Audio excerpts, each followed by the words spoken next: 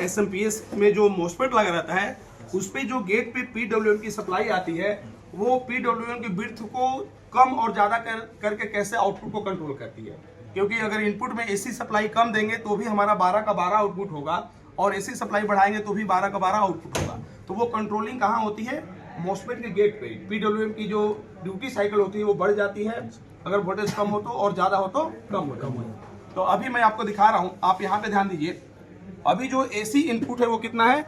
226 volt. अभी जो input AC 200, और उसमें आप देख रहे हैं कि 12 वोल्ट क्या हो रहा है? फिक्स हो रहा है। और यहाँ आप डीएसओ पे हम पल्स चेक कर रहे हैं तो पल्स देखिए यहाँ पर 23 किलोहर्ट्ज की पल्स है और ड्यूटी साइकिल कितना है? 1.8%, मतलब 2% से कम ड्यूटी साइकिल है।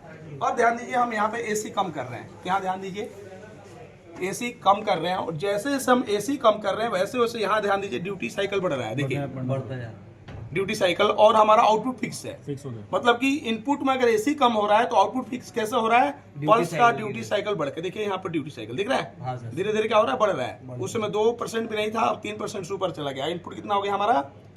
105। चलो हम 90 करते हैं। ये 90 इनपुट में हमने 95 कर दिया तो भी आउटपुट फिक्स है, लेकिन ड्यूटी साइकिल क्या हो गया? पल्स का बढ़ गया।